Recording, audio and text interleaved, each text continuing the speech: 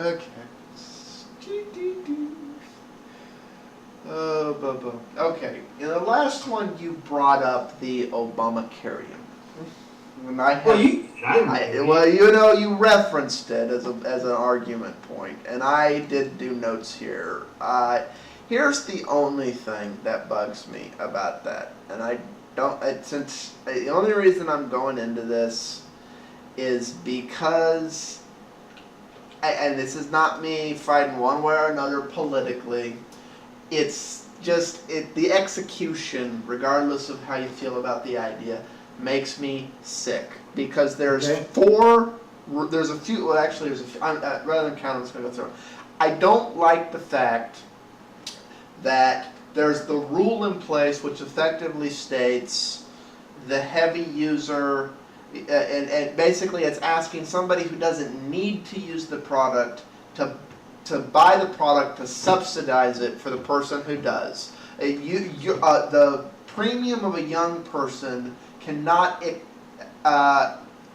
be less than 1/3 of the premium of an old person. So if you're charging an old person $100, the young person can't pay more than $33. On the same way, if the young person's premium is dictated to be $33, the old person can't be charged more than the 99. 199, 33, whatever. That creates a problem, because even with all the healthy young people covering, and I'm not an ageist, I don't have anything wrong with people who manage to make it to retirement and old age, and the point at which the human body starts to betray it on itself, having access to the medical care necessary to continue a longer life. I do like the idea in the mission statement. What I don't like is the fact that then artificially raises the premium for the lower person. The guesstimation, when you look at the figures, is ultimately your average 27-year-old is going to be looking at a premium of $150 a month. Some people will be able to get tax subsidies to help offshoot that, and so forth. At its peak, the quote-unquote penalty in this system, if you don't spend the $150 a month, is $62.50. So your options are spend $150 a month on something you may never use, or spend $62.50 a month to get nothing in exchange. That's a lose-lose proposition economically. Yeah. And I really am wondering what percentage of people, especially with how the jobs market has changed and other things, where a lot of entry-level positions just aren't there anymore, and these are not the people to be taking money out of their pocket. I mean, the number one recommendation economically that's made for most young people: are you in good shape? Do you have any debilitating illness? Do you have any conditions that require you to have medications? So on and so forth. Statistically speaking, you probably shouldn't be buying health insurance, because the odds of you needing it that's going to be anywhere remotely equal to your premium, you would save more money not buying the insurance. Yeah. And that's what people don't seem to understand, is that many people choose not to have insurance because of the costs. In other words, they're making the assessment that, hey, I want to go, to me, I'd rather just pay it, through a payment plan to the hospital when it does happen, rather than paying all this money that I'm going to lose. Now, Democrats say that, oh my God, you're going to hurt the system and all that other stuff, and it's just making other people, no, not necessarily. Hospitals do pay it, believe me.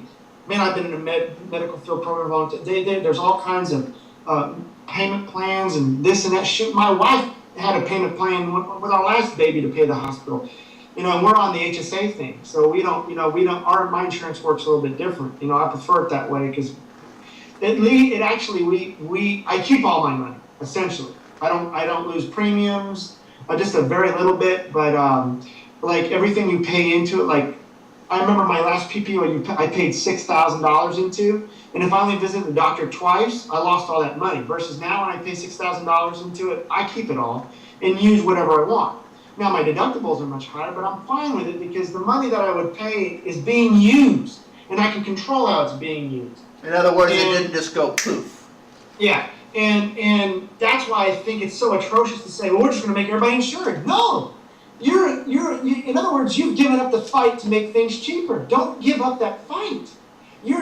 By saying we need to make everybody have insurance, you've given up the battle of saying, well, screw it. Everything is so damn expensive, let's just put everybody on damn insurance. What?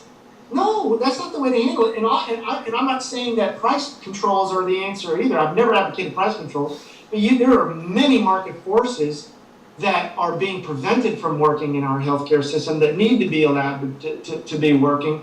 And I'm not talking, like in other countries like Japan and other places, they have price controls, but that also creates large amounts of debts and things that they're having to deal with. Hospital closures, like Japan, they have a surplus of, I know this documentary I watched, they had home care profitability, but their hospitals were a problem and other specializations that there were a problem in each country that they did. But yet the United States didn't have a problem with hospital closures or a lack of anything. There was no lack of anything in this country. It was that we had a lot of this and a lot of that and a lot of inefficiency in this country. That's right. That's what we need to remove. Who cares if we have so much outpatient care versus everybody else? That just gives a person more choices. Okay? The problem is we shouldn't say it needs to now be insured. That's the wrong approach because once you insure it, just created a gigantic block of something costing that's the approach the United States has decided to go down. And this year, you have the option to sign on to a premium that will ultimately cost you $150 a month, or spend $792 a month to get nothing. Starting a little bit down the road, that's going to wrap up to your price for nothing is $29.17, and come the 2016 year, or 2016 tax return actually, so really you need to start in 2015. It's going to rack up to the $62.50. So this year, I hope everybody who hasn't spent the $150, who isn't under the age, who isn't 26 or younger, is remembering they have to set aside an extra $792. I'm bringing this up primarily to help our viewers in the States and to tell the rest of their friends, because something that hit a lot of people for a Rammy this year is when the Social Security withholdings went up and everybody's paycheck went down. Yeah, it's like I'm letting you know. Don't be surprised when that tax return comes next year and you find out that $792 a month has to go towards a penalty and isn't coming back to you in your refund check. You need to know that. You need to budget for it. Yeah, it's pretty sad, man. And I mean, if we wanted to go into the whole flawed argument, we could go into the effect the employment stuff's going to have. I think we'd hit Obamacare hard, though. I mean, there's so many days we'll go back because, man. It's on the, well, no, here's the thing. It's on the books. The tax penalty is gonna go up. The states' rights have been withheld, so the whole thing's broke from the get-go. But, and the reality is some of the states that filed the suit are now using the fact that they won in the Supreme Court as leverage for negotiation. So they're still going to go, okay, we'll be on board, but what's in it for us? The reality is I don't see them just stiffing it. I see them using it as a very favorable negotiating point with the Fed. The fact that we don't have to be at this bargaining table. What do you got for us? And that is how it's been going in a few of the states. So just to keep you up with where we are. I see it staying law. I see it enacting. It's just It's the bill people need to figure out Well, a how lot to of pay. states are still not accepting it, from what I've seen. But the citizens of these states, when they file their federal tax returns, are going to have to deal with the costs. No, actually, the opt-out, they can't, because, see, the Supreme Court won't back that tax up. Remember, there is the opt-out clause. If they try to come back and penalize the states for non-participation, it'll go right back to the Supreme Court, and then the 5 justices... I'm talking about individual tax returns, Bit. Oh, individual. Oh, yeah, but I'm talking about states not participating when they get the expansion. Yes, I know. I'm talking about the penalty that's part of filing. Rusty, just wait about the tax, because once the tax is started to be paid or someone pays a fine, then it can legally, because it's been paid, now go before the Supreme Court and saying, is this a valid tax to pay? Okay. And through what taxation I have a ethics aside practicality question for you. Let's say 5-10 years from now that winds up before the Supreme Court. Okay? Mm-hmm. Will the American people be refunded the money they paid plus all the hardship it cost them not having that money in the meantime? That happened in the city of Houston when they got rid of the traffic lights. They just won't do it anymore. Exactly. So, in the meantime, regardless of right or wrong, regardless of what may happen in some future Supreme Court ruling, the American people, if they don't want to be in front of tax court, have a bill to pay. Or just don't pay the bill, man, because in the law it says it can't do shit to you for that specific thing. Did you know that? Okay, but bet to do that would require the majority of the American people doing something they don't do right now, which is filing. The means. But how many people actually even know what part of their tax bill is what? I mean, what have to pay the tax fine? Oh, it'll be itemized. My wife is working on that shit. Yes, yours will be. Mine will be. I don't fill out a 1040 easy. Never have. I take my full return. I minimize my... I see what you're saying. You're saying, hey guys, learn your taxes and you know. Because if you just file a standard, just file a standard 1040 easy, this is going to be in there, and this is money that's just more money you're leaving on the table. It's gone from the American people's pocket. Yeah. At a time when many people are trying to figure out how to rub those last 2 pennies together. Isn't that sad, man? I think it sucks, man. We need to freaking get this economy going, man. It's such a bitch. I have some, friends and people I walk into or people I talk to online, and just like, yeah, man, it sucks out here. We really need to freaking. This is bullshit, man.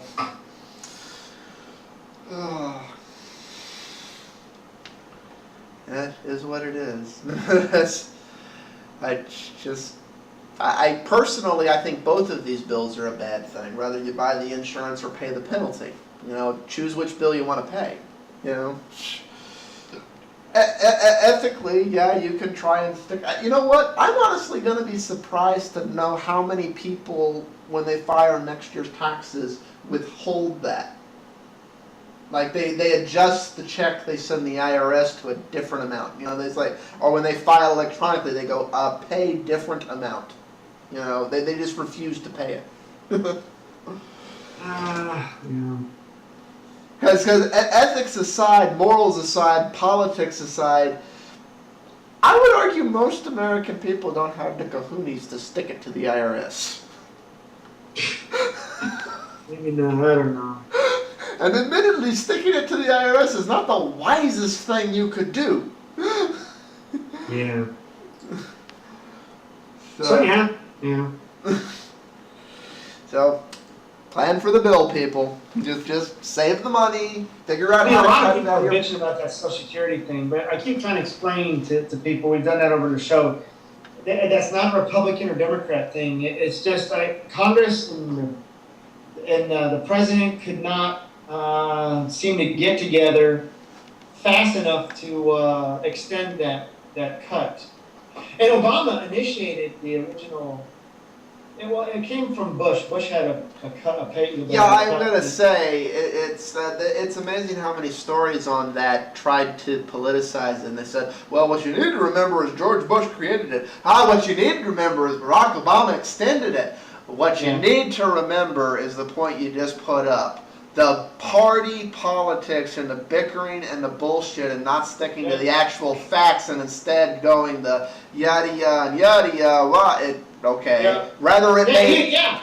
People are like, oh, that Dave Obama. I'm like, dude, you do realize if Romney had won, it still would have happened. Yeah.